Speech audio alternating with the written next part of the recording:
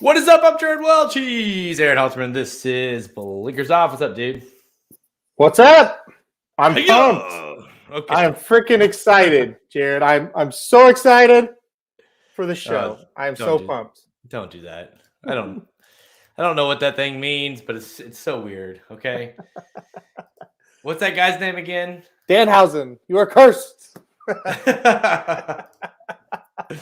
Yeah, Now, because most people listening have no idea what you're talking about. I know it doesn't matter, but I am pumped. I am so pumped. I am so freaking pumped for this card coming up at Gulfstream. Imagine I was talking, earlier when the card came out and we were trying to the initial stages of going through it. He's like, "Damn, this is gonna be fun to watch." I was like, "I know, I can't wait." That live stream is gonna be bumping Saturday. I may come on at 10:30 and just stay through the whole card. Yeah, what are you going to be the live stream for like the first 4 hours of it before we all jump on? Oh yeah, 10:30. I'm gonna be there. No, I'm not gonna go on at 10:30. But yeah, I mean, I will definitely be on for the last four races, if not a little bit more. I'm pumped, man. I think it's being like one of the best days we've had in a long time. Yeah, the pick five begins at 3 Eastern. So I would venture to guess somewhere around 2 o'clock Central is when we will be jumping on. That way we get in inside information. Of course, you want to make sure we get all the Pegasus races. So it'll be somewhere in that ballpark, 2 to 3 o'clock on Saturday. We'll be doing a live stream following all the racing going on at Gulfstream Park. Yeah, dude, 6th annual Pegasus World Cup, and it's the first one we're not going to be there for, which is a little weird. But I don't know. Like, to me, it feels like you're just going to want the main event. It's almost one of those races that you just want to sit back and watch. I definitely hope that we're up on the day going into that one. And I would love to hit it. Don't get me wrong. But if we miss it, it's okay. We're not going to lose money on the day type of thing. I don't. I don't want to be in a situation where I have to just be sweating bullets on what's going to happen, because you're right. This brings out for me this Pegasus, the fan in me. Not even the betting. Of course, I'm going to bet it. We're all going to bet it. But as a fan, I want to see what happens in this, and that's why I think I have this, childlike excitement. Is the best way to describe it. It's just like I can't wait. It's like I don't know that I'll sleep Friday night just thinking about how cool that race is going to be. And the great thing is the 11 races leading up to it, while we may not have absolute superstars, every race is super competitive leading up to it. It's easily, I think, from 6 years in now, and I think it's the best card that the Pegasus put together. We've talked about this before when we go, it's like, yeah, the Pegasus World Cup, and of course they added the turf. You're excited about those races, but the other ones you're kind of like, yeah, I don't really care. I mean, you're there, you're going to bet it.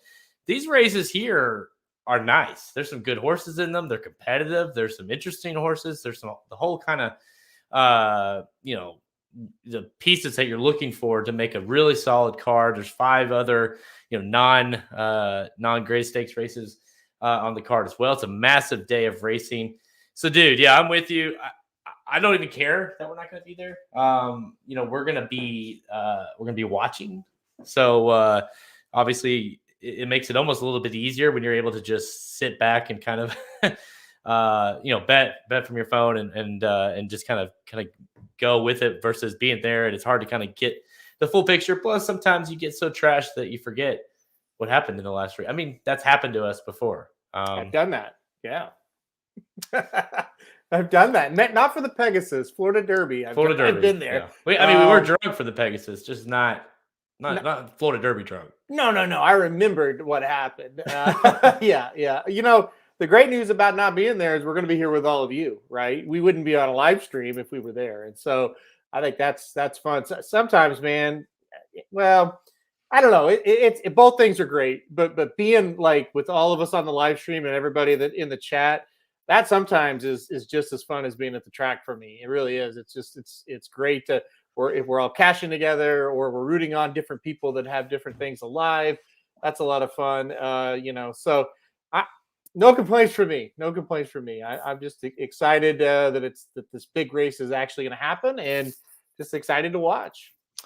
Yeah, Sylvia says that the pools will be huge because Saturday they're probably not going to run in New York because of the snow. Yeah. Which would definitely make it interesting. Yeah, there's a huge blizzard heading up that way over the weekend. So yeah, if that's the case, the pools will be massive. I mean, they'll already be massive regardless if they run or not. But without that, yeah.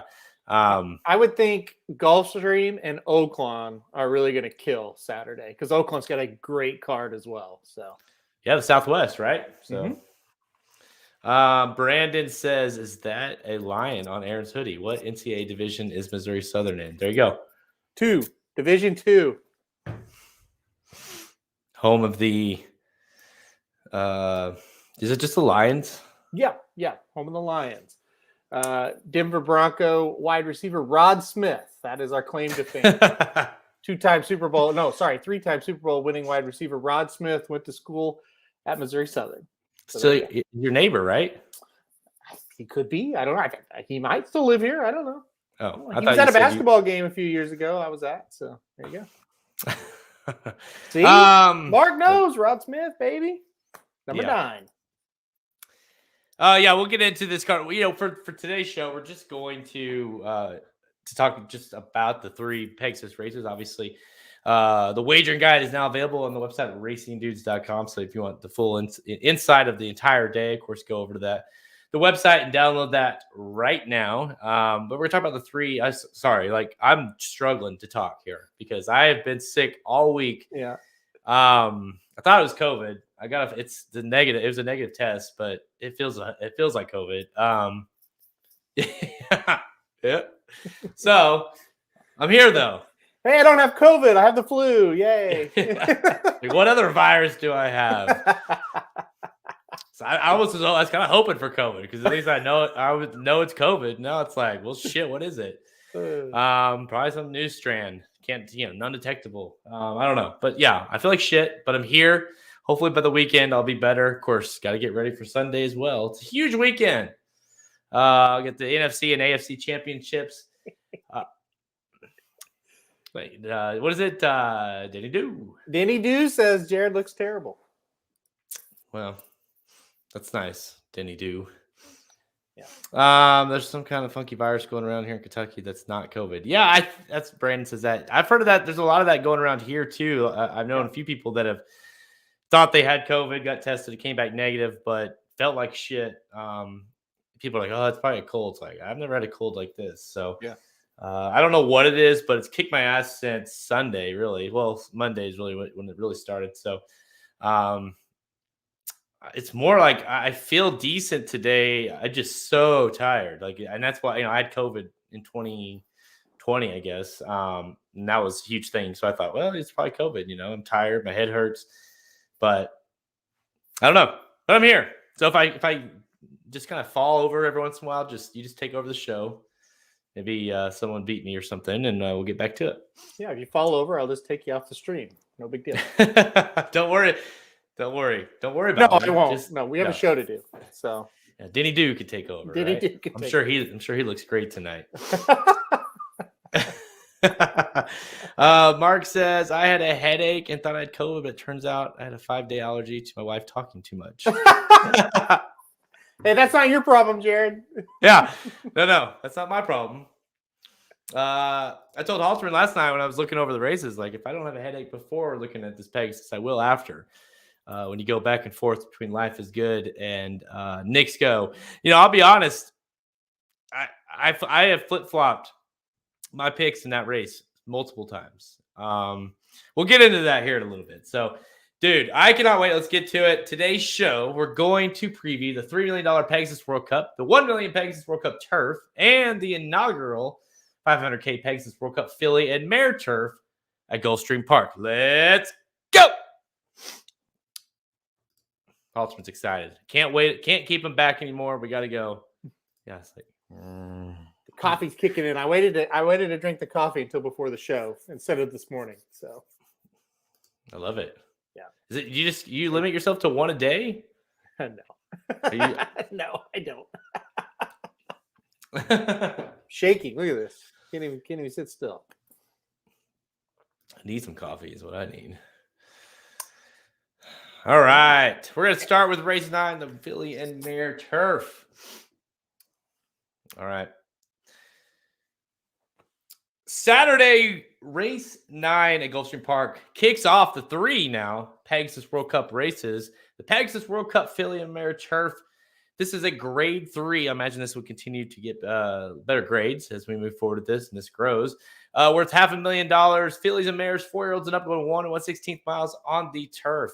Large field here of 11 lines up, led by the 2-1 morning line favorite out of the Chad Brown barn, Jose Ortiz to ride. Number 4, Regal Glory. Halterman, you and I are on the same page, I think, with this race, and we both really like the 4. But Sweet Melania in here, maybe not getting a ton of respect just based off the morning line and kind of what people are saying.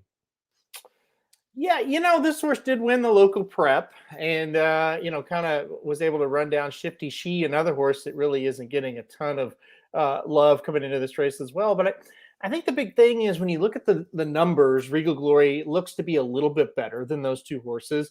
And then you look at the connections and it's Chad Brown. And I mean, just bluntly, you look at the amount of nice victories Regal Glory has compared to the rest of this field. Kind of hard to go against her. And I think the biggest thing is she's in a sequence where it can get wild, right? Like, so I was just kind of like, I just don't know how many horses I can use in this race because there's so many I want to use in others. I landed on Regal Glory. I think her best race is just a little bit better than these. I think she's just a little classier than these horses. This horse has ran everywhere, and also the versatility has been impressive. This horse can win on the lead, can win coming from off the lead.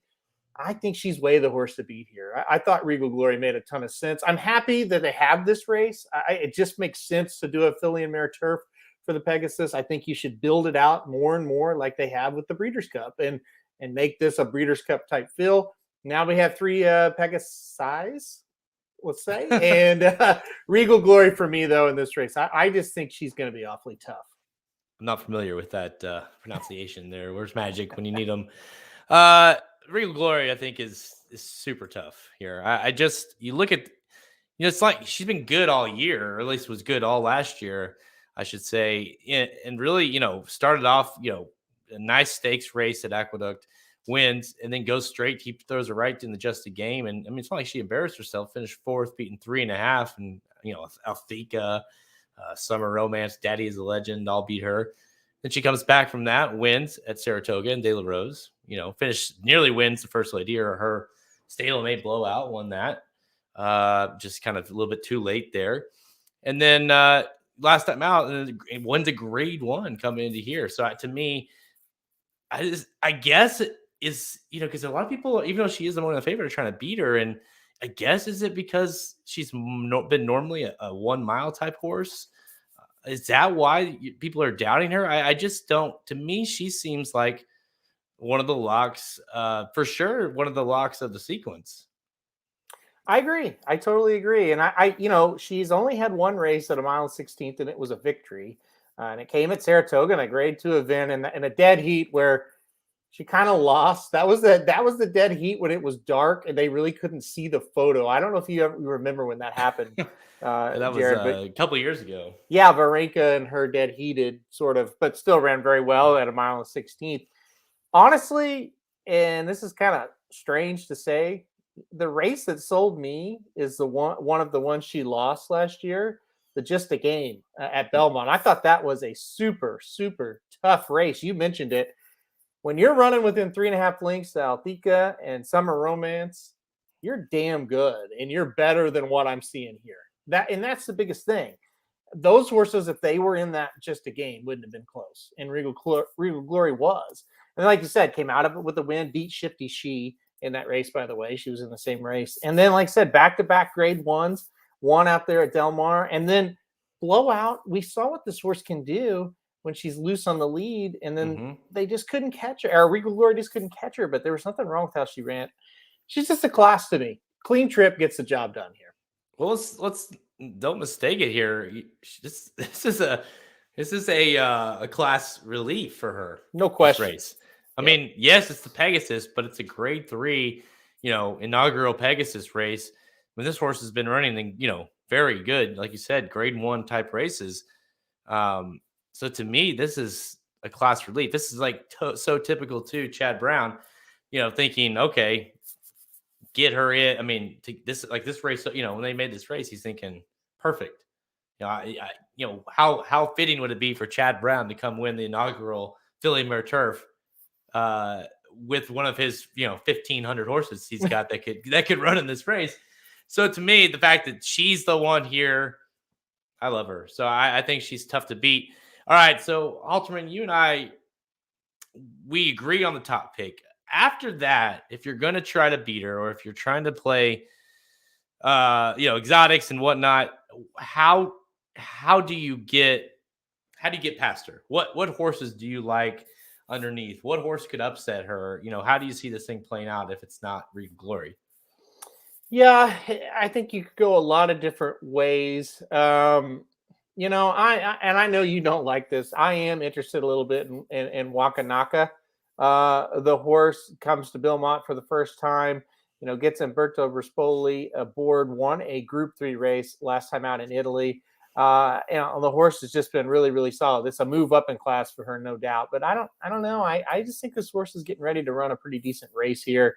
I don't think she's quite as good as Regal Glory, but I think she can beat some of these other ones. I liked her, and then I liked Shifty She a little bit as well. Maybe needed that race last time out. Will run a little bit better here. So those are kind of the two I'm looking for, maybe underneath Regal Glory, or maybe to pull the upset. Yeah, two is tough because there's a lot of signs here that say, well, Bill Mott and Barber and Team Valor, like they're just to go from overseas to here, it tells you something.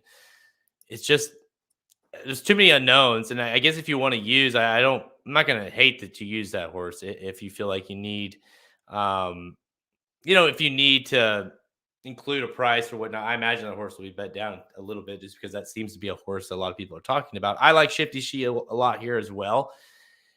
The horse that I'm very interested in, and I tried to make cases against her to try to get another horse in or get that 2 in my top 4. The 8, Summer in Saratoga. I keep going back to this horse, and I wonder what with Joe. Yeah, there you go, Mark. Mark says Summer in Saratoga. 12-1 morning line. This horse, we talked about this horse last week, was entered in a stakes race at Fairgrounds, and Joe Sharp, who dominates at Fairgrounds, would have been a very tough horse to beat that day, scratches to run here, and that should tell you to me, it tells me that this is a very he thinks this horse is going to run well. And you go a lot. I love the fact that this distance 3 for 6, the fact that the pace should be there enough for this horse to run down. Is she good enough? I don't know, but that's one I'm going to be using all over the place, just in case our 4 doesn't get home. I'm worried she's not good enough, like you said. I do think she can compete, though. I like 12-1, and I like that they said, "Hey, we're scratching out of this to go, scratching out of that race last week to go here." So, as a long shot, I think there's a lot dumber horses that you can play. To put it bluntly, I think it's a nice long shot pick. All right, so let's talk a little bit about, because this will be perfect. Magic's talking shit about our pick, Regal Glory. Mm-hmm. The matriarch is grade 1 in quotations that no Breeders' Cup horse enters. She beat trash. Magic likes the 1 Sweet Melania. Mm-hmm. Halterman has not included Sweet Melania, I don't believe, no, in his top 4. So I'll give it to you. Make the case against Sweet Melania, as she just won, she won last month, won the prep, Swanee River, 4 of this race. Make a case for her winning? No, make the case. Like, what's your case of why you're not using her? Her last win before that came on June 20th of 2020. I'm going to wait for Magic to say anything. I was going to say, I don't. I'm with you. And that's a horse that, I think I included her barely, but I kept wanting to toss her out. And, I think you also look, she's you talk about class of Regal Glory, Swanee River, grade 3. This is a grade 3 type of horse. Yes, she did win the Breeders' Cup Juvenile Fillies Turf. but that was a long time ago, and that was as a juvenile. You look at what she runs. She runs in a lot of like restricted or runs in like non-graded stakes races. And you look at the number. I mean, she popped in that Swanee River. I'm worried that because you look, she typically runs like an 88, high 80s buyer. That's her. That's kind of her sweet spot. Not bad. She pops in 97 last time out, whereas Regal Glory runs mid to high 90s every time, including back-to-back her last 2 races, triple-digit buyers, a 103 and a 101. So to me, even at her best, Sweet Melania is up against it. I just don't think she's good enough. And to me, I just think I would much rather play a price than her. Well, I think we look at it like this. A lot of times we talk and it's like one race, when you pop up one race, that doesn't make it your new normal. Right. And so that's the deal. Do we believe that all of a sudden she's improved to where she's going to be able to run that again and again, which that number could be good enough to win? It might not, is how I would describe it. Probably not, but it could. But is she going to just regress kind of down? I think you said it right. Popped up, got a big number, probably going to regress a little bit off of it. That's my prediction on her. Plus, I know she set off of it in one last time out, but they're going to be going quicker up front this time, I believe. And I just think she'll be running a little bit harder than she did last time when she was kind of sitting in the catbird seat. I don't like her 5-1. She was 6-1 last time. She's probably gonna be shorter than that this time, but against a tougher field. I'm against her in this spot. Yeah, with her Magic, by the way, I don't need to say anything here. Go listen to the Sniper and I on Magic Mike show, or catch my recap of the Swanee River on the YouTube channel. Made my case in both spots. He didn't give a shit about our show. So, all right. Basically he's saying he concedes. He has nothing to say to rebut what you said, and that's fine. Some guy made a comment on one of our shows. I don't remember what it was. It's like, I picked a horse and you said he couldn't win. I'm like, well, what do you like? Should I lie? It's like everybody that comments is like, yeah, they've got a good shot. Like, what kind of show would that be? Like, it's a game of opinions. So Magic has his, I have mine. If you want to bet a head-to-head Regal Glory versus Sweet Melania, I'm more than happy to do that. Yep. I'll tell you 2 horses that I did not use that I am worried about is the 7 Nicest and the 10 In a Hurry for Shug. Not as much the 10, but I like Nicest. This horse is finally going to get kind of a fast track with what they brought the horse over here for Michael McCarthy. Gets Gaffleon to ride. I don't know, like it's not like the horse has been awful. Just ran in some tough races right from the start. Obviously ran some big time races overseas as well before coming over here. So I mean, they've obviously, it's an American Pharaoh horse. You got to think that they thought something of him, of her, I should say. So I don't know. The 7 to me is the biggest one I'm concerned about not using. That's definitely the one. If we're sitting on the live show and the 7 wins, we go, wow, that's just one we couldn't work in. I know. Can't play them all. You got to take stands somewhere. I get it. I think the horse has a shot. I don't necessarily think a mile and 16th is the perfect thing for this horse. And he, ran on firm turf 2 back, still couldn't get the job done. It was kind of a short field. I don't know. I get it. I couldn't get there. All right, you and I are both going to be on the 4 Regal Glory, who happens to be one of our top picks of the entire day. So, I mean, to me, this is the horse this is the race I feel, well, I think it might be the race I feel best about of the 3 Pegasus races, because obviously you got Life is Good and Nick's Go there, and you basically a coin flip. All right, let's go to the next one, race 11, the Pegasus World Cup Turf. It's worth $1 million for 4-year-olds and up, going 1 1/8 miles on the turf. Field of 12 signed up for this one. And dude, we just talked about Todd Pletcher's got horses all day long. He's killing it at Gulfstream Park right now, like hitting over 40%.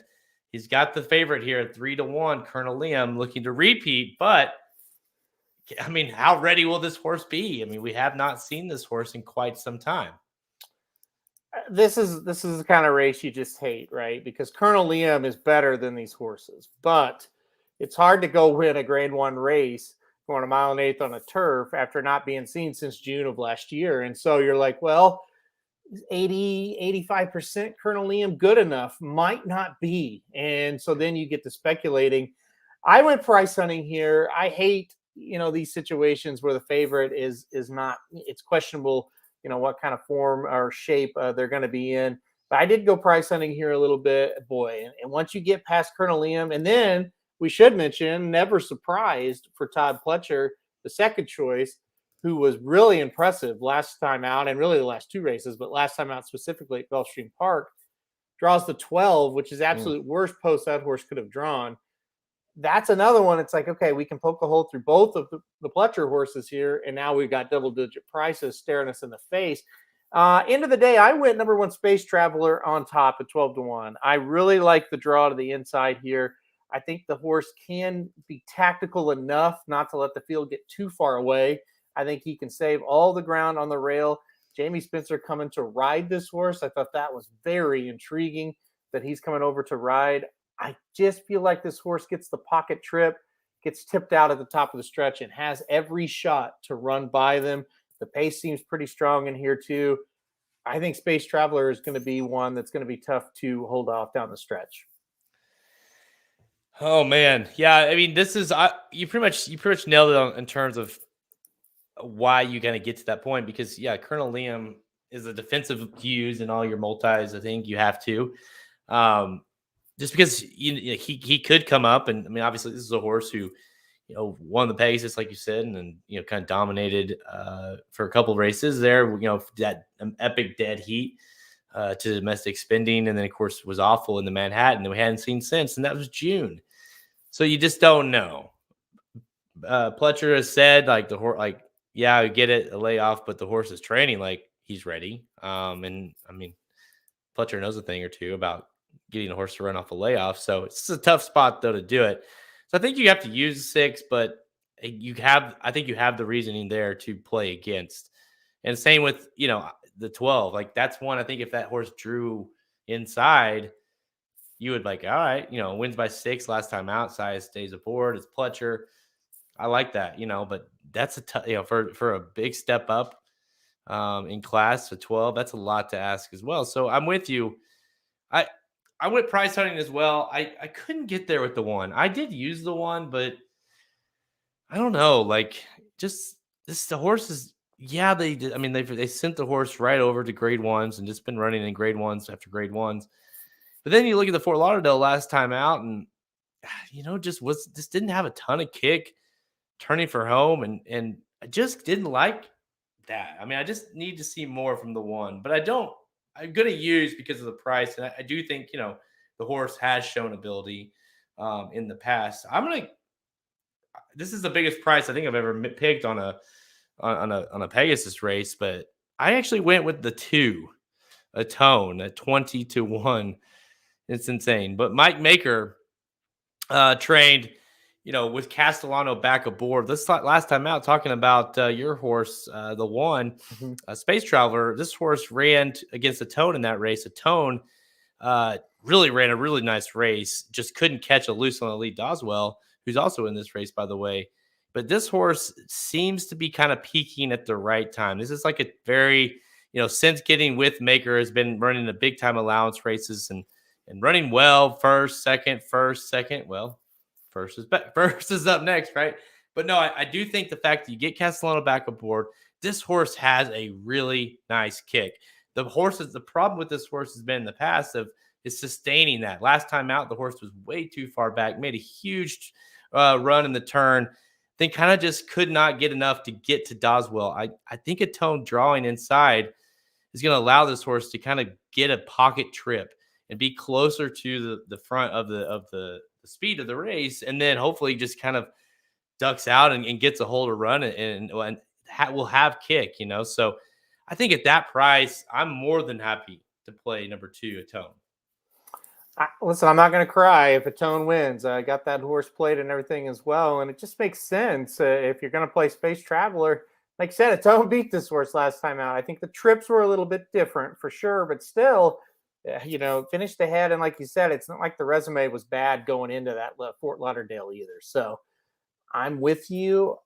I think it's going to be really interesting to see, again, with the 1 and the 2 there with Space Traveler and Atone, they should get nice inside pocket, save all the ground type trips. That's what you want on the turf.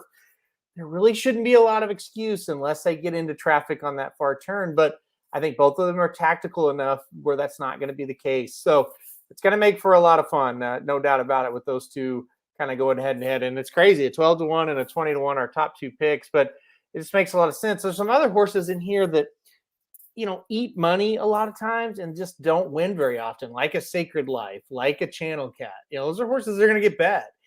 And while they could certainly win, I like kind of ours as maybe the up and comers a little bit more than those horses. So, yeah, I like it. I like the 2 picks there.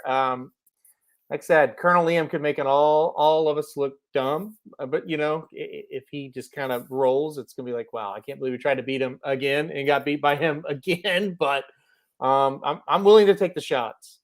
Maker's got 4 in the race, and Atone is the biggest price. And I liked Field Pass too, Yeah, a little bit. This horse, I'm wondering about, getting over. I don't know. Like this horse hasn't been, is kind of been like so, and really has ran well last time out in the Seabiscuit at Del Mar. But just I don't know about this this distance. I'm at a mile and 1/8, and I I like the 2 because the 2 seem like, why would he be running the 2 when he's got 3 others in the race, yeah. So to me, I thought that was, and plus you're getting a better price. But it really feels like if you're going against the Pletchers, you really can make a case, uh, for all of them. Yeah. Look, Tom says, Tone will drop to 8-1. You're not going to get 20-1. 8-1's a little low, I think. Yeah. You're talking about a bunch in here that I just feel like the depth of this field, plus with Colonel Liam, is going to allow you to get a pretty good price. I think he might be like 12-1, and then at Space Traveler might be like the 6 to 8-1 type. Yeah, I agree with that. Yeah. Mark says he likes Doswell, and that's in Doswell. That's one that I kept like, because Yeah. like if I'm picking a tone, well, Doswell beat and got a huge number that day. Now, granted, the horse should like increase the buyer big time, so you wonder if the horse will come back a little bit, loosen the lead. Will that horse get it here? Obviously, step in class, but if the horse finds himself out on the lead on his own, he could be dangerous. I don't see a world where he's going to be out on the lead here. And I think that's why I stayed away from him. And I get the logic of, hey, you beat the 2 horses that you idiots are on. And that's true. I don't see a world where he's on the lead here. I think it's going to be awfully, awfully tough for this horse to control the pace like he did last time. And that's why I thought we're gonna try to go against him a little bit here. But I get it. I get it. And if you believe he can kind of sit off and still win, I think he's got a shot. But I don't think he's naturally as fast as a few of the other ones in here. Yeah, I mean the 12, as our Stephanie says, the 12 is going to make, never surprise, is going to make that very difficult, because the 12 seems to have one shot to win this thing, and that Sai is breaking well and getting the horse over as fast as he possibly can. And so that to me is going to put some pressure definitely on Doswell. Our Stephanie also says the Tone is a must use in the pick 5s and pick 6s. I agree. Listen, I'll be using Colonel Liam, obviously. I just want to try to beat the favorite here big time because of the layoff. Hit the Road, the 5. This is a horse that you like, Halterman, a horse that I like as well. I kept trying to fit this horse into my kind of my sequence. I'm still on the fence of using the horse, but the 5, Hit the Road, is very interesting to me. Back-to-back good efforts over in Del Mar and Santa Anita. So what do you think of the 5? Make your case for this one. Just an ultra consistent horse, and a horse that I think will kind of another one will sit a pretty good mid-pack trip and then be able to pounce when that speed, in my opinion, is going to come back to him a little bit. Like I said, just really consistent. It gets Gaffleone this time, so it gets the local jock that's red hot. I don't know. I just really feel like Hit the Road is going to show up with a big race. I think you can rely on him. I know, he's only had starts in Southern California for the most part. He went to Keeneland though and ran in a Grade 1 race, a Maker's Mark, and he got 5th. But man, he still didn't run all that bad. So I just think he's pretty classy here as well. This horse, where did that go? Flavius. I'm scared to death of that one too. The 3-horse Flavius. This is a horse I've chased a lot with Chad, and now moves to Mike Baker. And it's like, what if Baker is the difference? I'm a little scared of that horse. Yeah, to me, the first start with Maker in this kind of race is interesting. I know he's not Chad Brown anymore, but I'm more interested in Sacred Life than I am that horse when it comes to Chad Brown. Just because we talked about Chad Brown with Regal Glory, and what if we were wrong about that horse? And maybe Sacred Life is the horse that he brings over to win one of these Pegasus races. It wouldn't be shocking. This horse last time out finished second in the Seabiscuit 2 Field Pass.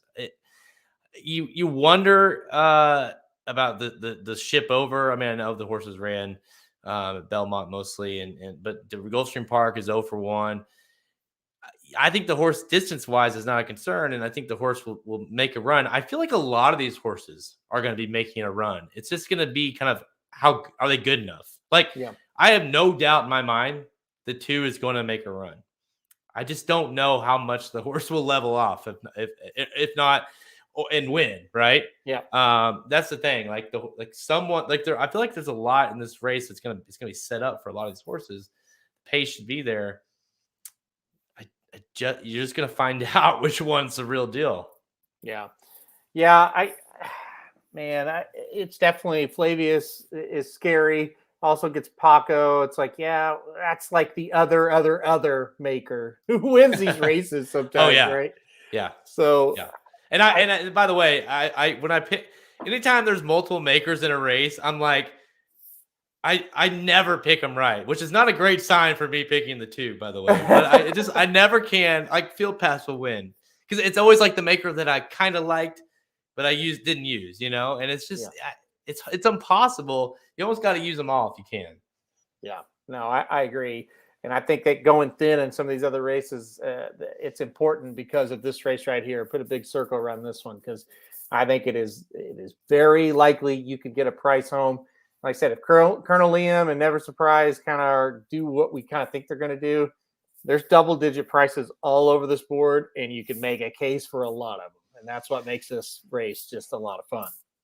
Well, you and I really went back and forth a lot on the wagering guide with the live bankroll, which, by the way, we were doing that again. The live bankroll to see exactly what Halter and I are playing, exact tickets we're going to play on the day. But we talked about playing a pick 3 into or a pick 4, whatever, just something into the Pegasus World Cup race 12, and it felt too shaky because you could very easily, obviously you got to think one of the 2, right? We'll talk about that race next go, or Life is Good will win that.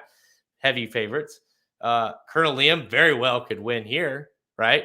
Wouldn't be absolutely shocking. We talked about Regal Glory in race 9 if you're playing that pick 4. And then in race 10, you're looking at, we didn't talk about race 10, but you got the Fearless, and you got Speaker's Corner, low prices. So this thing could be very chalky. So I guess what I'm saying is, if race 11 to me seems like the one that you need to try to beat a favorite, and it's there for you, right? Because we have a reason to play against favorites. Yep. You got a reason to play against, and you got several horses to use. So that's what makes that race so much fun is, say you could poke holes in the Pegasus favorites, right? The Pegasus World Cup Dirt favorites. You don't got shit to pick from, but in this turf race, we poke holes in the favorite, and we got a lot of horses we could make a case for. So that's what makes this what it is. It's going to be, I feel like even if like Colonel Liam wins, it's going to be a wild scramble coming down the stretch. There's going to be a lot of horses with a shot. Nick says a tone into Life is Good might be one of the biggest doubles he ever bets. That's interesting. That will pay. Mark, I'm interested to know what your take here. You said you think the pick threes will pay nice, let alone the 4, 5, and 6 with these odds. Are you saying that you think this race is kind of the paymaker, right? This is where you make your money. Race 11, is that what you're kind of imagining? But no, I mean, I do think that to me, when you look at this, because even with the race prior, it's a smaller field, so it's going to be hard to get a big price. So to me, this is the race that you try to go price hunting in. Yep, no question. All right, yeah, you and I box them up, call them home. Halterman's got Space Traveler at 12-1. I've got the 2 Atone at 20-1. All right, let's go to the main event, the one that Halterman's all jacked up for, the one we're all jacked up for, honestly. Race 12, the $3 million Pegasus World Cup, Grade 1, 4-year-olds and up, mile and 1/8. You know, we don't need any introduction for these two horses. 6-5 on the rail horse, number 1, Knicks Go, versus number 4, Life is Good for Todd Pletcher at 7-5. Very, very clearly your top 2 choices. It's not even close. Halterman, we've talked about this matchup since the Breeders' Cup. I mean, really, because even after Life, you say, well, the only horse, because the conversation is always after Knicks Go dominates one of his races, you say, no one can go with him, and then you say, well, the only horse I could think of that could possibly go with him early is Life is Good. Well, guess what? We get the matchup now. But what's going to happen? We've gone back and forth with this. We've talked about it for weeks, months. How did you end up landing on your winner here? Well, I'll start with this. Around the 1st of January, our website turned 10 years old, which means I've been picking horses for the website for 10 years now, as well as you. It's the toughest decision I've had to make in 10 years of doing this. I absolutely love both of these horses. Knicks Go has bailed us out a few times. He's made us even more profitable than we were going into his races a few times this year. He came through for us in a big way last year in the Pegasus World Cup. I mean, we had this horse to win. It was super tough to go against him. End of the day, though, I did. I went number 4, Life is Good. And this is why I think he has the ability to get up next to him and put the pressure on him, if not get by him and be ahead of him. But the big key, how you beat Knicks Go watch his replays. You got to, when I get to that second turn, you got to press him. You got to pin him up on that rail. You got to eyeball him, and he'll stop. And if Life is Good, we'll do that, and they'll get aggressive on that turn. Don't let him float out. Don't let him get have a length lead going into the stretch. They can beat him, and then it's just a matter of holding on, because it's going to take a lot out of that horse to match him on the turn, pin him on the rail, and kick. He can do it. He'll get him to stop. I really believe that. If Life is Good is able to do that on the turn, I do think Knicks Go will stop. And then it's just going to be a matter of getting there, getting to the wire, holding on for Life is Good, and holding off what might be behind him. I'm thankful what's behind him is a little sketchy, because I think Life is Good's going to be slowing down in this scenario if that happens. But I think he's good enough to get there before the closers catch him. Again, you just got to eyeball him on that final turn, put his ass on that rail, and just really put the screws to him. And I just don't think he'll be able to handle it. We've seen him kind of do it before, where he just can't handle that and he'll fade. I think Life is Good's good enough to do it. I'm going with Life is Good. I'll be honest. I was, before I really dove into this race, numbers wise, and really dove into the past performances. You kind of hinted that you might be playing Life is Good, and I was like trying to defend my boy Knicks Go. I was like, listen, you can't take away what he's been doing, and this, Life is Good hasn't ran this far, and can he run this far? And no one can run with Knicks Go. And then I dove into the numbers last night, and I really went back and I watched every single replay of these horses the last 2 years, or year, I guess. And I text you and I say, I think Life is Good is going to beat him, because here's the thing. You look back at 2 races in particular that I looked at for Knicks Go, one being obviously the Saudi Cup you referenced, and the Met Mile. It was back-to-back races, back-to-back losses. And at that time, you kind of felt like maybe he's done. right? Like maybe that's a wrap on the old Knicks Go. And the Saudi Cup, Charlatan.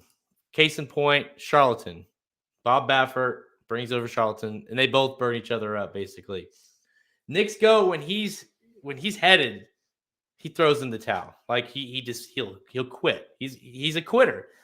If you give him the lead, if he has no pressure on the lead, they could run for 4 miles and you won't pass them. It's the craziest thing, but I truly believe that. I think this race is won or lost for either one of them going in to like the backstretch, going into the turn. Where are they? Because what got Knicks Go beat in the Saudi Cup is that he wasn't even on the lead for a little bit, and then he was right net with Charlatan because he had a horse that could run with him, and he doesn't like that. He wants to be on the lead, cruising as they're in the backstretch as they go into the turn. I mean, because he handles the turn so well. Matt Mile, very similar. He was in the lead, but Mischievous Alex was right there on his flank, kind of really pressured him. Then they got in the turn and he got headed, and that was a wrap. He threw in the towel. So I think in those cases, you just have to get to him. And Life is Good is fast enough, no doubt about it, to get to him. And then, like you said, he just has to keep going. You know, that's the key. If there was anyone else in here, anyone that was of no offense to the others in here, any like decent horses, let's say Mandaloon was in here, let's say Essential Quality was in here, like those horses would be really tough to beat, I feel like, because they would let these two do the dirty work. But I just think Life is Good is going to be able to hold on. And listen, Todd Pletcher to know Knicks Goes in this race and still to be like, yeah, we're running. I mean, for him to say we're running against Knicks Go, we don't care. I mean, he's not entering Life is Good to run second. I know that. No, absolutely not. And to that point, they're bringing Knicks Go here too, knowing it. So, you know, I don't think either one of them are afraid of the other. So that's pretty cool to think of that for sure. They said, hell, let's do it. Let's just go at it and let's see what happens. And I think that's very, a sporting thing to do for sure. It's just as simple as we've seen what happens when Knicks Go gets pressed, right? If he say Life is Good presses him on that final turn, and it heads Knicks Go and gets ahead, and then Knicks Go re-rallies and wins, you tip your hat because he's never been able to do that ever. So you just tip your hat and say, well, he was unbelievable, right? He was just how can you beat him? The one thing you cannot do if you're IRAD is let him get out there, like you said. If he turns for home and he's even 3/4 of a length ahead, but he's got nothing on his outside, it's over. You're not going to beat him. You are not going to beat him in the stretch. There's no doubt. You got to be ahead of him when you make that turn into the stretch. He's just so good when he gets out there. He's just an elite horse. I think Knicks Go's path to win is Life is Good really doesn't want to go a mile and an eighth. And yeah, maybe he goes up and pressures him on that turn or up the backside, and then he's the one that gets tired and he can't hang with him when they get to the stretch. That's his path to win. Other than that, I think with Life is Good, he's got a few different paths. He can sit a half off and then pressure him on the turn.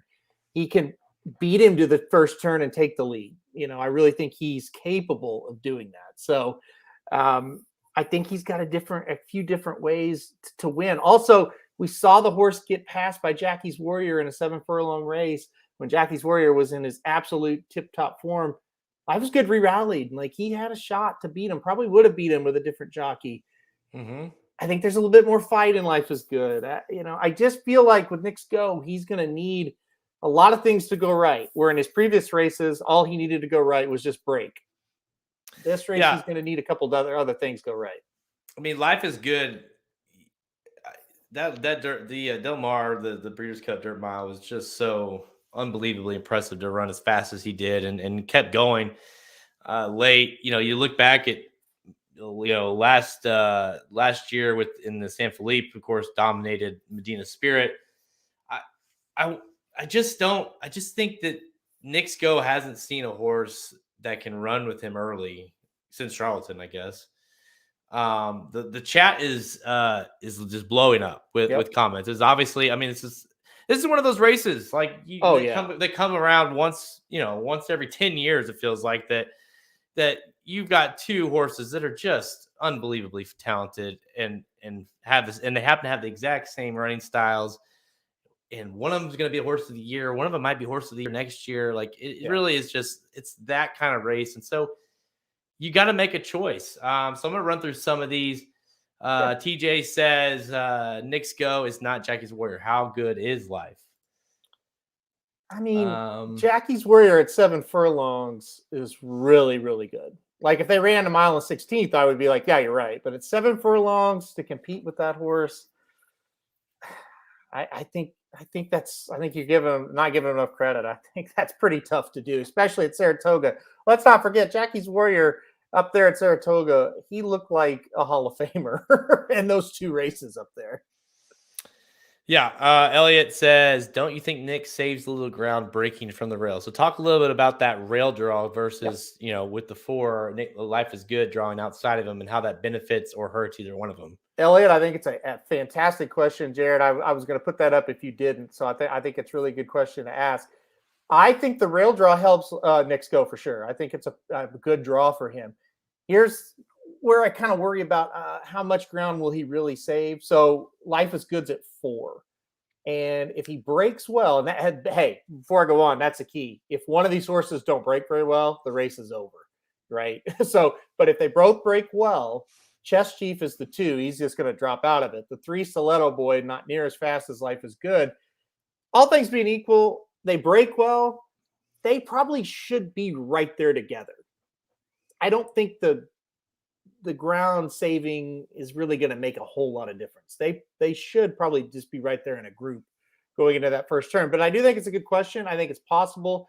And I do think that rail draw is pretty good for Nick's Go. I know a lot of people on Twitter are like, oh, he's in trouble now. I don't really think so. I think he wanted the rail. I think shortest trip around, and we know what he's going to do. He wants to go get the lead. So let him go do it. Dennis says he hit the like button. Thank you, Dennis. Hey. And everybody hit the like button. The comments are flying in here. Very nice. You like what we're doing on here? Hit the like button on YouTube or on Facebook, wherever you're watching this, and make sure you get notifications from all of us. Hit the notification button as well. Subscribe. You get all these videos as soon as they're released. Dennis, you brought up another good point, and so this is another thing I wanted to talk about. I remember this being such a huge thing at the Breeders' Cup.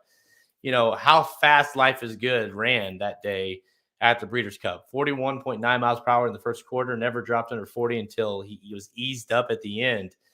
You look back at, and I get it, different races, different lengths, mile and a quarter in the Classic versus a mile in the Dirt Mile. But, Life is Good ran 108 versus a 110 from Nick's Go, a 134 versus a 135. Now, again, granted, going different, that's hard to say. But still, what tells me is that first half of the race, first mile of this race, Life is Good is going to be right there with them. If not, you think even it's possible Life is Good's on the lead. Yep, absolutely. I think there is a scenario where Life is Good can get ahead of it. It's crazy to think because Nick's Go is so damn fast, but Life is Good is just as fast, if not faster. It's a rider's race. If Irad wants the lead, I think he can get it. I really do. It's just going to be how aggressive is he going to be. It's a rider's race, and it's going to be really, really, really interesting. Yeah, it kind of makes you wonder what, Nick, you said, I think it's possible Life is Good beats Nick's to the first turn, but Nick's has such good turns that he might fly off of it a little bit, regain the lead, and then Irad prepares the stock from there. And it is going to be very much a rider's race once they hit that first turn. Cox has been very adamant to say, listen, we're going, we're going to be aggressive about it. He ain't going to be off the lead. So if that's the case, at what point does Irad say, you know what, I don't want to just keep, I don't want to be going, 43 with this horse. How fast is too fast for Life is Good? Is that a question? And if he sits off, how close do you think he should be? if he's ever more than a length behind, it's my worst over. nightmare. It's over. He can't get behind. He can't rate. It's just not a thing he can do. He has to just go get him. He has to absolutely go get him. There is no laying off. If you lay off, you're done. You're absolutely done. And I want to make something kind of clear. Let's see, where is this? Oh yeah, Myron Roberts says check the fractions. Knicks go Breeders' Cup Mile, and he pulled away. Throw out his one-turn races. Nice game. I agree. I don't care about the fractions. Pressure on the turn. He didn't have it. I just watched the replay. There's not a horse that could go get him in that Breeders' Cup Dirt Mile at Keeneland. He went fast. I'm not worried about him going fast. I think he could go as fast as he wants. Pressure on the turn. You have to eyeball him. There was nobody good enough in that race to get to him for long enough. That's the whole key. And if life is good, maybe he can't either. And Nixco's going to win. If life is good and good enough to pressure him, Nixco wins. Easy. It won't be a race. All right, so here's the burning question, right? For all those, because there's not a lot of value here to be had with either one of these. I mean, they're probably going to go off at, even money, probably both of them, even money 4-5, even money 6-5, somewhere in that ballpark. So unless you're so confident you're going to pound the hell out of one of those to win, if you're looking for value, let's say the situation is there, right, for a pace meltdown. Elliot wants to know what are the chances for a pace meltdown, and to second that question, who could benefit the most from that meltdown? Because we talked about it. There's not exactly like some world beaters in here that can come running late, but who could? I think it's a situation where you're going to see, I don't know if I want to go as far as say it's a meltdown, but you're going to see those pace horses slow down. And it's just they're not good enough to catch them still. They're going to have to really slow down. I do think the one that can benefit is Stiletto Boy. I think he sits a nice trip. I think he's like maybe 10 behind him, but I think he's leading the other horses. And I think DeSormo just needs to ride the race. Like, forget those other two, pretend they're not there. Let me get ahead of all these other ones. Let me run our race back here, the rest of us, the other 7 of us. Let me ride to try to go gate to wire against these other ones. And maybe those horses will come back to me and I can take advantage of it. That's what he should do. I think Stiletto Boy is in a perfect spot to pull an upset here. It's going to take it's going to take a major meltdown. It's possible. If you want to try it, I don't necessarily blame you. It's possible. I don't think they'll back up enough. One of them might back up enough for this horse to get up into second, or a horse maybe like Sir Winston. Overall, I don't think they'll back up enough for one of these horses to win, because I just don't think they're quite good enough. You're still going to have enough to go get them because they're going to be way ahead of you. Yeah, Mark also mentioned Sir Winston. I'm more on the Sir Winston if I'm talking about a horse underneath or completely. I mean, he's going to keep coming. It's just a matter of like these horses. Like, it's going to be more of a story of those two horses coming back than it is either any of these horses like making this massive run. Yeah. You need the horse that's just going to just continue to sustain that kind of drive down the stretch. And if these horses back up, maybe something crazy happens. It's a situation normally I would never say, oh yeah, there's going to be an upset. Well, take the other Pegasus races that we've had through the years. We've had this before, and it's like, no, it's going to be one of these two. Or it's going to just like Gunrunner's year. It's going to be Gunrunner. Or last year, Knicks Go. It's going to be Knicks Go. This scenario does give the other horses a realistic shot to pull the upset, because we have two horses with the exact same running style. It's possible. It's possible. Nick likes endorsed a little bit for Maker stretching out after this horse has been running 6 and 7 furlong races. I couldn't get there with this guy. I couldn't get there with endorsed either. It's just a look. I mean, Jared, you didn't have a beard the last time this horse won. I mean, it's been so long. You may not even you may not have been able to like grow a beard the last time endorsed won. I can't get there with that one. And yeah, what our Stephanie says, Gulfstream favors speed or tactical horses. I think Stiletto Boy is that tactical one. I don't think he's going to come from dead last, and that's why I kind of like him a bit better than Sir Winston. May 2nd of 2020 is last time endorsed one, and you're right. The beard was not there in 2020. It may have been just starting, but it definitely was not this. So that's okay. One last thought here, and just hear me out. Okay. To me, if you're playing against Nick Sco, like on top, which we are, you and I both like Life is Good to upset him. I wonder if, because to me, Nick Sco's like, and I've said this many times over his career, he's either winning the race or he's like third or fourth. Like he's gonna quit. And if say he quits hard after getting, getting tested with Life is Good.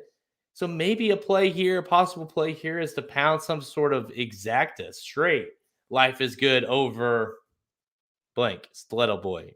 Or maybe it's endorsed, or maybe it's Sir Winston, but maybe the key is getting one of them out of there.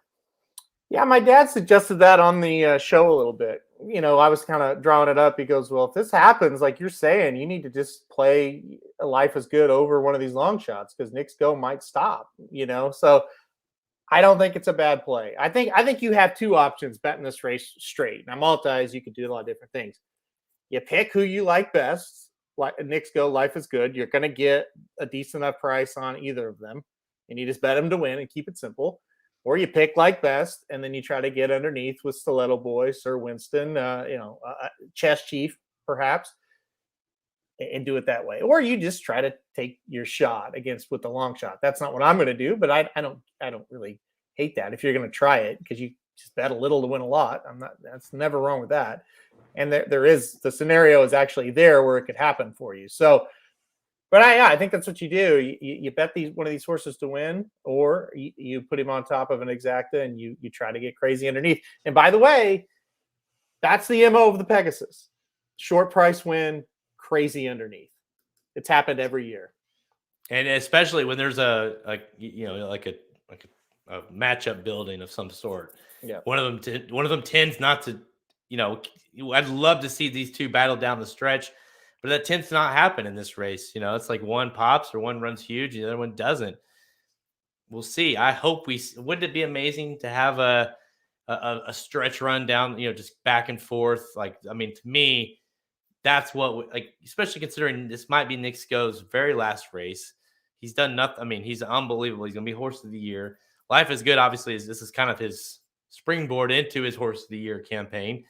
It'd be worth it's valid. It should be they both deserve that kind of, I want to see both of them show up. That's 100%. I pray win or lose. I don't care. Yeah. I hope I can just watch. I just want to watch this race and enjoy it as a fan because, like I say, you're just not going to see a race like this very often. Just please break well. The one thing that could really ruin this race is if one of them doesn't break. Dude, the first quarter of this race, from start to the first quarter, is going to be just unbelievably interesting. It's going to be wild. It's going to be absolutely wild. There's so much going into that first quarter of this race. And let me be very clear. I've made a lot of cases for Life is Good because that's who I'm picking, and I'm telling you why. I'm just laying out why and what I think can happen. But I don't feel good playing against Nick Sco. No. I'm his, I would say we're his biggest fans. Like I said, this horse saved us many times. He absolutely saved our ass the last time he ran at the Breeders' Cup. Our love for this horse is immense, but our job is to handicap the races and give opinions and formulate opinions and tell you why. I've watched these horses 100 times this week even. That's how I see it going. I just feel like Life is good enough to do the job that he's going to have to do to beat him. And if he's not, Nick Sco wins, and I'll smile because I really do. I love Nick Sco, but I just feel this time around he's got a tall order ahead of him. I don't believe. No. Nick Sco, he wasn't even we got 3-1 on him. Remember that time we got 3-1 on Nick Sco in the Classic? Wasn't even the favorite. Yeah. Life is Good has been the favorite every race of his career. I don't think he's actually been under or has been over even money. in any race of Life is Good. Yeah, no, he hasn't. Look at that. That's insane. Well, 20 cents, 20 cents, 50 cents, 95. Well, big time, 0, 5, and then 70. Yeah. 0.70. So yeah. Yeah. I mean, this is he's just so not that means a lot when these are matching up, but I mean, Life is Good is we can talk about this race forever. So that's just it, right? Knicks Go versus Life is Good. The Pegasus World Cup goes off at 5:34 Eastern time. Guys, you got just whatever you have to do. I don't care if you want to even bet this race. Just watch this race and enjoy. Yeah. I agree. One real quick, Steve asked us just a minute ago too. Both of them even money at post time. He predicts. What do you predict the final odds are for both these horses? I think Life is Good might be 4 to. I think even money and 6 to 5. And I think Life is Good goes off the favorite. I do too. I think Life is Good as even money. And I almost said 4 to 5 on Life is Good and even money on Knicks Go. I wouldn't be surprised. But I do think, there you go. Very close to what I'm thinking. Wouldn't be surprised if Life is Good is under even money, just because I think everyone's gonna the smart money, so to speak, quote, the smart money wants Life is looking at Life is Good here because he is the now horse. The pace should set up very well for him. Yeah, a lot of people saying Life is Good 4 or 5, Knicks goes 6 to 5. So I think we're in that ballpark. I think I'm with you. I can remember Arrogant, California Chrome. Arrogant was even, Chrome was 6 to 5. So I'll say that. I think it's very and to me this is a very similar instance, right? Where you have Arrogant kind of was that now horse, kind of was just, you had just beat him in the Breeders' Cup, just kind of was just unbelievable talent. You could see it. Whereas California Chrome was on the end of his career. That was it. You could tell. And it kind of feels very similar to this situation. I mean, obviously different in a lot of ways as well, but you have the newcomer, you have the and correct me if I'm wrong, didn't Crow end up winning horse of the year that year anyways? Mm-hmm. Well, the year before, year. Yeah. So even though Arrogant beat him in the Pegasus and beat him in the Breeders' Cup, California Chrome was still horse of the year. Yeah. And so it's very similar to where you could see Knicks Go getting beat by Life is Good, but Knicks Go is still going to be horse of the year. So it does have a lot of similarities that way. But listen, guys, we need to say no more. Just keep. We can talk about this forever. We have, and we will, leading up to the race. Saturday, make sure you guys tune in for the live stream. But this race is a must watch. I cannot wait to watch this with you guys. You and I are both pulling for the upset here. Life is Good. Well, it might not be an upset come post time. But morning line, Life is Good over Knicks Go.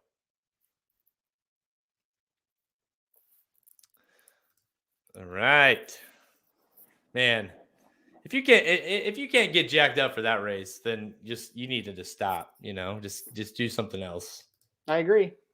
You got it. This is these are the type of matchups we wait for, right? I mean, we're all gamblers and that's great, but this brings out the fan in you.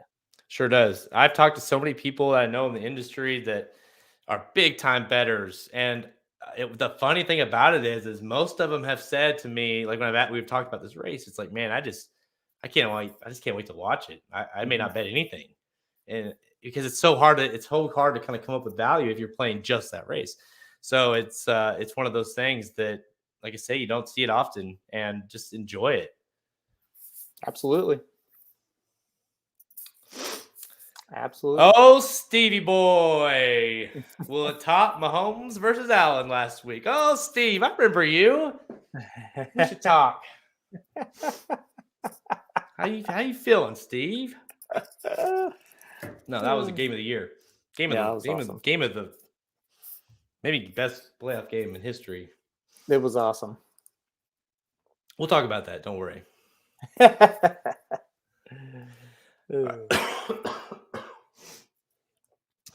So all the time we have. Check us out at racingdudes.com for our free picks and our premium selections on our products page. Click the Get Racing Dudes Premium button on the menu at racingnews.com to learn more. Remember to go check out the inside track to the 2022 Pegasus World Cup wager guide, now available. 15 pages of glory. Yeah, that's right. Sure. Yeah, it's amazing. 15 pages. We got the bankroll. Halterman and I doing that together. Last year we teamed up for about 50% ROI. We're doing it again, obviously, betting every single stakes race, as well as every detailed information you want for every single stakes race. We have every race covered, multi-race sequences, and then we have top four from all the guys and girls at racingdudes.com. I can say that one person, I won't tell you who, you got to go get the guide.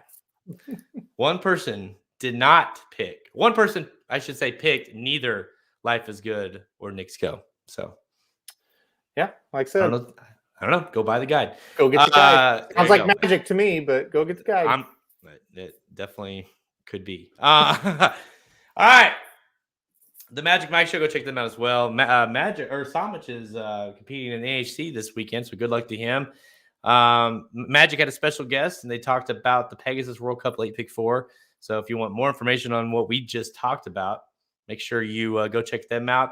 Of course, you can listen to them or Blinkers Off on our podcast page at racingnews.com, Apple Podcasts, Spotify, Google Podcasts, Amazon Music, Stitcher, Captivate, or even our YouTube page. So you can see our pretty faces all the time as well. All right, Halterman. Yes. Last weekend, we didn't know. For how many times did you think we'd play? The AFC Championship might be in Buffalo, might be in KC, might be in Buffalo, might be in KC. Went back and forth. The game of the century, Chiefs-Bills. Chiefs come out on top. 13 seconds is too much time for Patrick Mahomes, apparently. Just an unbelievable game, and now they host the AFC Championship to the Bengals on Sunday. So first, Halterman, give me. I know if you do bet sports, go listen to the show. What are your thoughts on that last weekend's game? Oh, I've never seen anything like it. It was really a ton of fun for me because I did not really care who won the game. I had the Chiefs bet, so I did, I guess, for that purpose. But it was more of just like, yeah, like you said, it was more of the Knicks Go and Life is Good kind of thing. We're just like, man, these two are just awesome. Allen and Mahomes just going off. Incredible game. I'm happy for the Chiefs fans, and I feel sorry for the Buffalo people. They got to be just, banging their head against the wall after that one. It was classic. It was a classic game. I winner wins the Super Bowl, and I will stick with that. I think the Chiefs are definitely in the driver's seat. Yeah, we said that all along. Winners going to the Super Bowl, and I mean, look at that right there on the screen. Chiefs are -7.5 favorites at home in the AFC Championship. Who would have thought? The beginning of the season when they were last in the AFC West, -7.5 favorites at home in the AFC Championship. 4 straight years the AFC Championship has been in Arrowhead, which is an unbelievable stat in itself. Can they make it? By the way, a few questions. Did I chug a beer like a college kid after they went to overtime, and that's why he feels sick? Well, I feel sick. I drank more than one beer. I can tell you that, Denny. And I wish someone could have a camera on me because I was a range of emotions. Let's just put it that way. I knew going into it was going to be a hard game to watch as a fan, and boy, yeah, it was brutal. I threw some things, I broke some things. I was happy. I was vacuuming at one point, cleaning up the mess. I was truly a mess. I was all over the place, and I was vacuuming, and I shit you not. And I'm like, because I'm like, they score 13 seconds left. The defense just collapsed, and thinking, I don't want to sit here and watch these guys. This is gonna be a brutal way to end this thing because Mahomes is gonna get, he's gonna do something. Yeah. First pass, okay. Second one to Kels, it's like, oh shit, we're gonna have a field goal to kick here. It's just unbelievable. 13 seconds, no one else could do it other than him, and they won a coin flip. Really, that's what it came down to at the end. Because if Bills would have won the coin flip, I don't think we'd be sitting here talking about the Chiefs hosting the AFC Championship, because neither defense was stopping either one of them at the end of that game. There was like 30 points scored after the 2-minute warning or something. It was nuts. It was just completely nutty. All right. So Chiefs -7.5. You can see on the screen there, racingdudes.com on the sports page. We got our picks up. Looks like we're all on the Chiefs at -7.5. I don't see how they lose this game unless they have a letdown, but I don't think you're going to let down in a playoff game, especially an AFC Championship game. I think the Bengals score. I think they have some success on them, but I mean, I just think the Chiefs are a better team, and I think they feel it now. Papa Dude kind of said it reminds him a lot of last year's AFC Championship game. The Bills came in there and they weren't ready. They kind of got their ass beat. I think it goes that way too. I don't think Cincinnati has much of a shot here. It feels that way. I've wanted, and I hope I don't regret it, but I've wanted a rematch with them ever since that loss. I just thought it was such a bullshit loss from all standpoints, and that's at home now. And I just think that the caliber here is just totally different. I mean, this team right now is just on such a roll. And I think the -7.5. I feel really good about that as well. I think they're heading to the third straight Super Bowl. So. Yep. It shouldn't be close. Frankly, it shouldn't. If they can do that to the Bills and hang up, whatever it was, 40. What was the final score? 40 something. 42-36. It was. 42-36. Well, no, I'm talking about something else. I blacked out during the end of the game. Then to me, like. The case you can make is like the Bengals have the swag. Well, guess what? The swag is back in KC. So I feel pretty good about that as well. Steve thinks my boy Steve. Now we're friends. Now we can be friends. Chiefs by 20 this week. Says lock it up. Yeah. All right, let's go to the maybe more difficult game of the two. The Rams. After just last weekend, by the way, sports, NFL. Was maybe the best weekend of all time. I mean, just every single game was decided by a kicker, basically. They were all very, very close games. The Sunday games, the Rams, blow this huge lead. Brady comes back, ties it. Then Stafford comes back and wins the thing. Unbelievable. Rams host an NFC championship in the new stadium, 49ers. So the California teams are out there. An NFC West matchup here. Rams are -3.5. Where are you going on this one? This is going to be a tough one. This is going to be a real tough one. I think it's going to be a slobber knocker type of game. I just think the Rams are a better team. I know they lost to them a couple weeks ago. I don't know. I just feel like the Rams kind of get revenge here. They blew a big lead in that game. They blew a big lead against Tampa. That's a little worrisome. As well. But I just feel like, they'll make enough plays to get the job done and beat the 49ers. But I should say, I thought kind of the same thing going into Green Bay last week for the 49ers. I thought, Aaron Rodgers will make enough plays. It'll be close, but I think he'll beat him in the end. And he didn't. So now you're going to have Stafford. He's playing decent. I still think the Rams are just a little too good. I think it's really hard to beat a good team 3 times as well, and that's what the Niners will have to do here. So I'm going to go the Rams -3.5. This one I think it's going to be. I think it's an ugly game. I think it's a fight. I think it's going to have to be for the 49ers to win. That defensive line is going to have to get after Stafford and force him to make some errors, right? And that's the key. You got it. This 49ers defense is not great, but the defensive line is. And if they can get pass pressure and disrupt him a little bit, I think, the 49ers can keep in this game. And really, I don't know. I still think it might be Rams. Like, I think it's gonna be a close game. That's why I went +3.5. You're getting points with the 49ers. I still think the Rams could win this thing. I still think it's gonna be Chiefs, Rams, and Super Bowl. But you're getting points when a game that I think could go either way, frankly. And like they said, I get that it's tough, but they've done it twice already. It's tough to beat a team twice in the season, let alone 3 times. So maybe after that, it's like, hey, they got their number. The one thing I do know is 49ers they won't be outmatched just because they know this team left and right. Both of them know each other. It's going to be a tough game. And that's why I like getting points here versus giving them with the Rams. So I still think the Rams might win outright. But I like the 49ers to cover and possibly upset. Let's see. Some thoughts here. 49ers have an extra day's rest.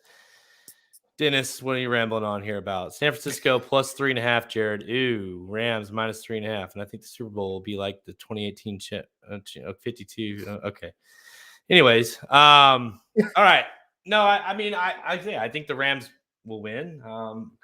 But that's who I like the 49ers to cover. So have won the last 6 against LA, I think. Wow, 49ers have won the last 6 against LA. So it's even more bias there on that matchup. So both games will be good. Obviously, deciding the Super Bowl, we'll have a week off, and then Super Bowl in 2 weeks. So it's going to be a busy weekend for me, Halterman. I know. You got two busy days, Saturday and Sunday there. I pray that it's the Chiefs Rams. I think that's way the best Super Bowl matchup. Like, not even close. Yeah, I mean, it would be kind of interesting to have a Super Bowl rematch with the Chiefs 49ers. Obviously, if the Bengals are to get in, that's huge. Just for the fact that they never go to Super Bowl. So I mean, Bengals Rams would be a very entertaining game as well.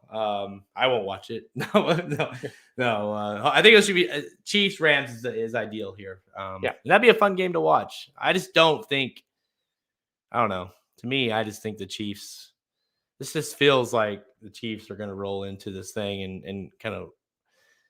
They've been the best team all year, I feel like, and they just have beat themselves and kind of, fucked around a little bit. It just kind of feels like they're clicking now, and it's really hard to beat a team that's playing like this, who also has talent, just oozing out, and Patrick Mahomes, who apparently is not human. So it's going to be awfully tough to beat them. I don't think the Bengals have it in them. And I know they beat them once, but this is completely different this time around. It's going to be a fun weekend, guys. All right, that's a wrap on the show. Remember, go to racingdudes.com for more information on the Pegasus wagering guide or all these picks and detailed information on sports, NFL games, what's going on. Go check that out on racingdudes.com/sports. All right, Halterman. We'll be seeing you and I again, and the team on Saturday afternoon for a live stream for the Pegasus World Cup. So you guys make sure you tune in for that. If you aren't a subscriber at racingdudes.com or a subscriber on our YouTube channel, go do that right now, so you'll be alerted of when these things go live. You can tune in and bet along with us, and hopefully we cash some tickets together. All right, guys. I'm Jared Welch. He's Aaron Halterman. Good luck this weekend.